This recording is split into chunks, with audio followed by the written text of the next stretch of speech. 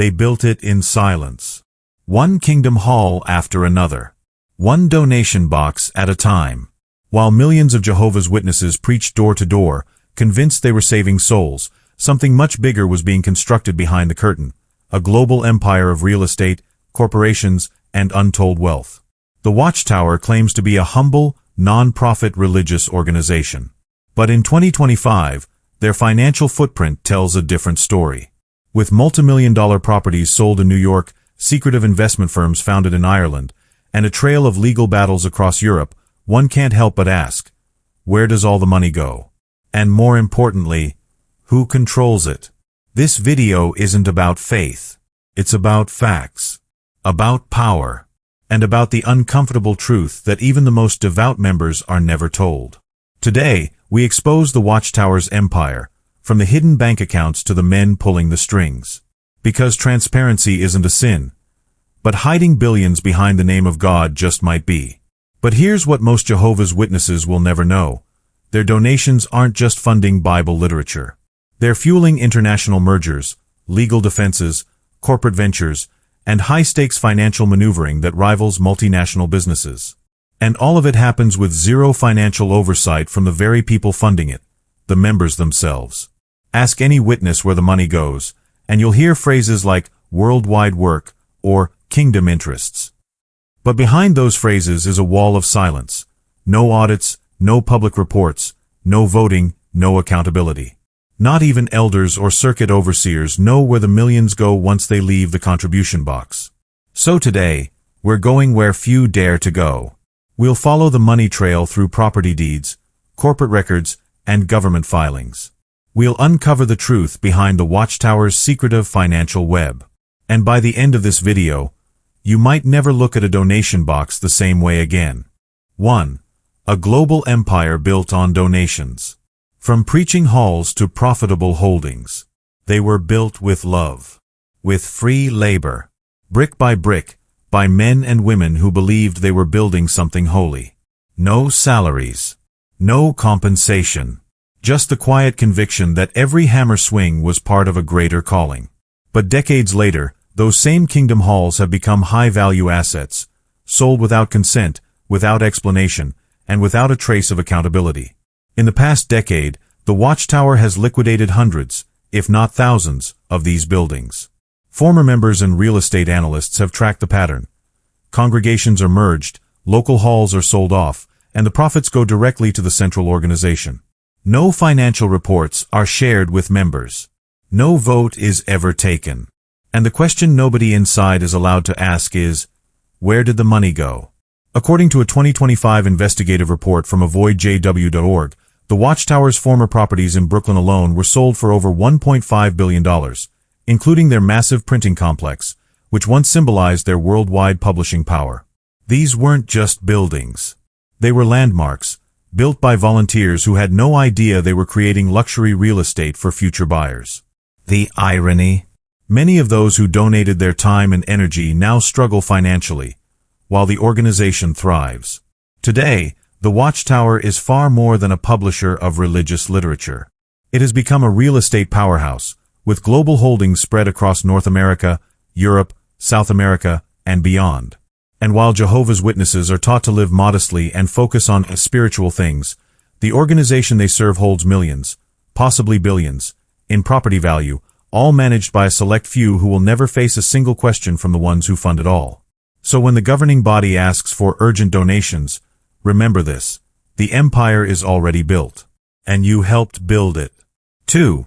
The money flow, income versus expenses. Follow the money. Always. Every month, millions of Jehovah's Witnesses place donations in boxes labeled worldwide work. They're told these funds go towards spreading the good news, printing magazines, building halls, helping victims of disasters. But what if that's only part of the story? In reality, the Watchtower has crafted a multi-stream financial system, one that includes not only donations, but real estate profits, intellectual property rights, and now, international investment firms. In 2024, a quiet but telling development took place in Ireland. The creation of Mina Asset Management, Mina Treasury Services, and Lepta Payment Solutions, companies directly linked to Watchtower representatives, as reported by avoidjw.org and confirmed through the Irish Companies Register. These are not religious operations. These are financial vehicles, designed to receive funds, move assets, and manage liquidity, far from the eyes of the average Jehovah's Witness. According to former insiders, some of whom worked in Bethel finance departments, even branch overseers often don't know the full scale of these dealings. Everything is compartmentalized, one source explained. You're told just enough to do your job, but never enough to understand the system. Publicly, the organization never discloses how much it receives each year. Estimates by researchers like those behind JW Net Worth 2025 suggest annual revenues in the billions, but without official reports, it's impossible to verify. What we do know is how some of that money is spent. Legal battles against abuse survivors, lobbying to retain tax-exempt status, luxurious accommodations and travel for top-level leadership, and increasingly, investments in non-religious sectors. All while witnesses are told that the organization is modest, simple, and entirely volunteer-driven. It's a perfect system, if no one ever asks to see the receipts. You were told this was a spiritual organization, not a business, not a corporation, and certainly not a network of offshore financial entities.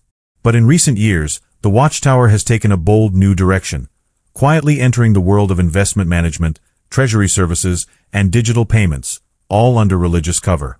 In 2024, public business records in Ireland revealed something most Jehovah's Witnesses have never heard of: 3 new companies: Mina Asset Management DAC, Mina Treasury Services DAC, and Lepta Payment Solutions DAC. Each was registered at the same address. Each was formed by senior Watchtower financial figures, including Philip Lofts, a former UBS banking executive, and longtime treasurer Mark Toth. These aren't fictional characters. They're real men managing real money, in real corporate frameworks. Sources: avoidjw.org, Irish Companies Registration Office. The names Mina and Lepta are drawn from biblical references to money, subtle, almost poetic. But the operations are anything but simple. These companies are designed for asset management, treasury operations, and fund transfer infrastructure. In other words, they're built to move large amounts of money, efficiently, privately, and globally. Ask yourself, why would a non-profit religious group need investment firms and treasury systems in a foreign country? Why use shell corporations and financial vehicles typically reserved for hedge funds or multinational tech companies? And why weren't witnesses informed?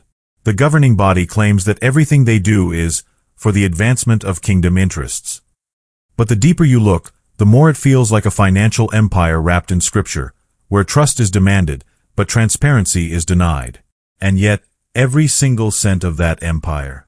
It started with someone dropping a coin into a donation box. You gave. They decided. No questions allowed. Try asking a Jehovah's Witness how much the Watchtower spent last year. Ask for a report. A balance sheet. Anything that shows where the money goes. You'll get the same answer every time. We don't need to know. Jehovah is taking care of it. But behind that spiritual answer lies a deliberate structure of secrecy and control. The Watchtower does not publish audited financial statements. There are no open reports to members, no yearly budget breakdowns, and no voting on spending. In fact, according to multiple interviews with former elders and Bethel workers, even high-ranking staff have no full view of the finances, only what they are permitted to see. Source: JW Facts, personal testimonies on XJW Reddit and FaithLeaks. In many countries, religious organizations are required by law to disclose some level of financial detail. But the Watchtower often avoids this by restructuring itself as charitable religious activity, which in places like the US exempts it from mandatory disclosure. Where it can't avoid scrutiny, such as Norway, which revoked its tax-exempt status in 2024 due to its shunning practices, the organization appeals, stalls, or threatens legal action. Source: avoidjw.org, Norway tax case. But it's not just the governments being kept in the dark. It's the members. Those who give everything, time, money, trust, are given nothing in return but silence. And when questions are asked, They're labeled as apostate thinking. Questioning the organization's finances is treated as rebellion, not responsibility. So let's be honest, if the Watchtower has nothing to hide, why is it hiding everything? When governments start asking questions. For decades, the Watchtower moved quietly, shielded by religious privilege, exempt from taxes, and unquestioned by members. But in recent years, cracks have begun to form. And in some countries, the silence is finally breaking. In Norway, the government stripped the Jehovah's Witnesses of their official registration and revoked their tax-exempt status in 2024. The reason? Their refusal to stop shunning former members, including children. The Watchtower appealed the decision, citing religious freedom, but the court responded, "You cannot use religious belief to justify human rights violations." Source: avoidjw.org, Norway case, 2025 updates. Other countries are following suit. In France, Czech Republic, and Belgium, officials have opened investigations into the Watchtower's finances, examining how donations are used, where money is transferred, and how the organization handles data privacy, child welfare, and financial disclosure. Even in the United States, where religious protections are strongest, survivors of abuse have begun suing not just for emotional harm, but for the misuse of donated funds to silence victims. Sources: Human Rights Watch, court filings, XJW testimonies. And then there's Ireland, now home to the Watchtower's newest financial entities. Why Ireland? According to corporate finance experts, it offers favorable tax laws, privacy protections, and easy access to the EU market. But this strategic shift has not gone unnoticed. Activists and watchdog groups have started tracking every business move, exposing what the Watchtower tried to keep hidden. The walls are closing in. The world is watching. And slowly, even those inside the tower are starting to ask the one question they were trained to fear. What if the truth isn't what we were told? Who really controls everything? 8 men. Billions in assets. Zero accountability. At the top of the Watchtower's financial empire sits a group of 8 men known as the governing body. They are not elected. They are not audited. They are not questioned. And yet, they control one of the most secretive and powerful religious corporations in the modern world.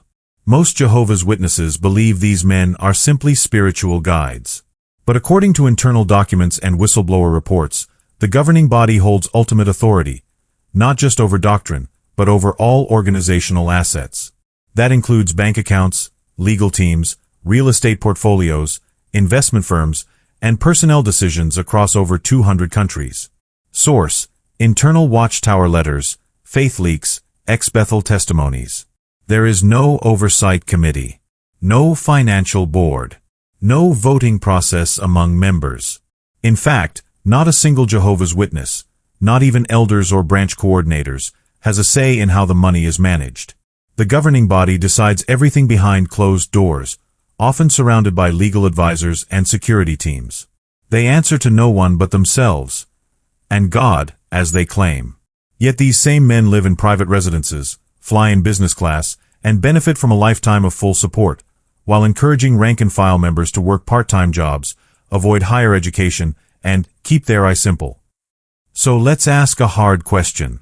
If your entire life is built around obedience to 8 anonymous men, wouldn't you want to know what they're doing with your money? For generations, the Watchtower has relied on a simple formula: control the message, demand obedience, and avoid questions. It worked, until now. Across the world, ex-members are speaking out, governments are pushing back, and donors are waking up.